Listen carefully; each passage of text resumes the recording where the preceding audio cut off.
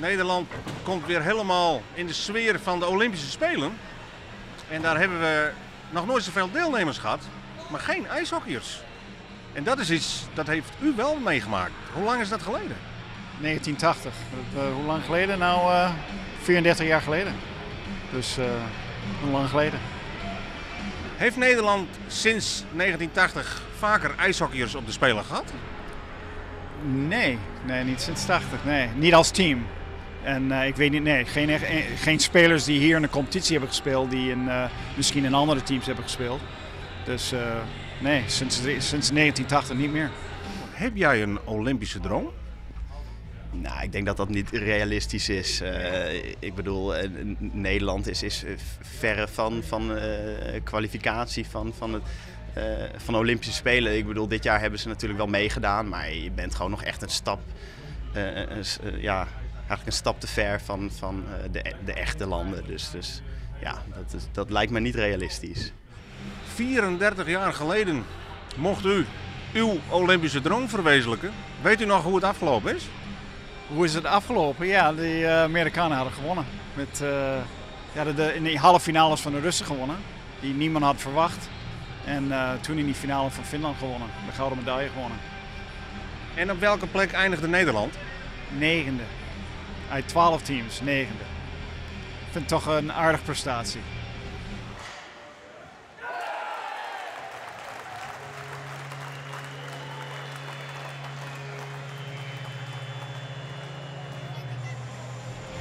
Waarom hebben wij geen ijshockeyers meer op de Spelen? Waarom hebben we geen ijshockeyers op te spelen? Nou, in de begin 90 jaren, eind 80 jaren is Rusland uit elkaar geslagen in allerlei deelstaten. En er zijn een stuk of 10 teams bijgekomen. En daardoor is Nederland naar beneden gedrukt naar ongeveer de 20e plaats. Inmiddels zijn we ongeveer 21e plaats van de wereld. En alleen maar de eerste 12 teams kunnen meespelen in de Olympische Spelen.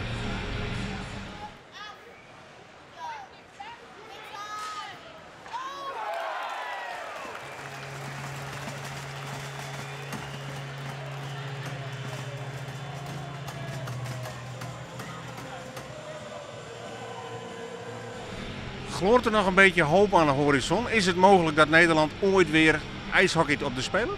Je moet altijd hoop houden. Dat moet je sowieso als sportman en als sportland als Nederland. Maar realistisch heel moeilijk.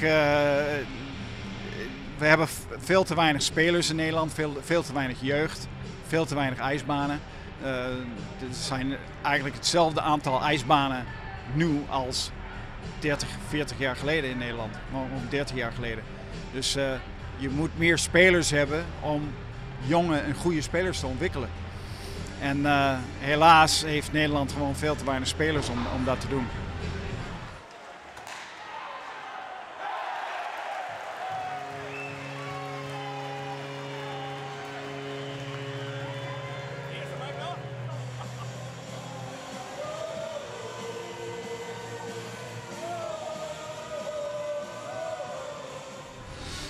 Ja, een generatie later staan hier ook allemaal ijshockeyers, waaronder uw zoon Brent.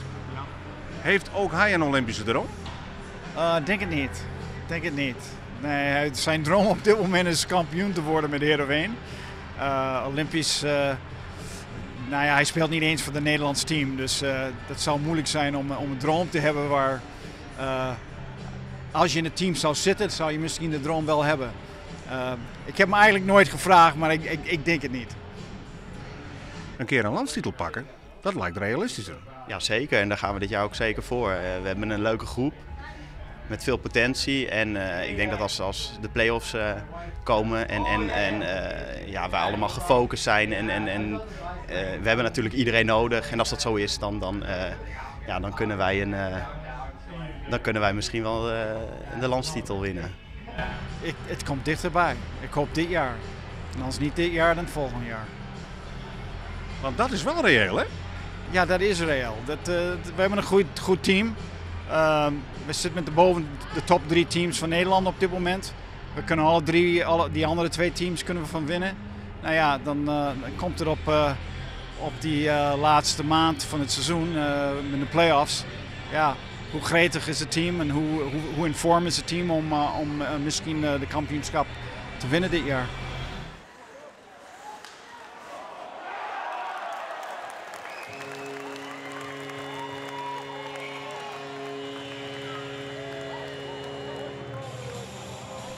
Hele goede tweede periode. Daar heb ik genoten.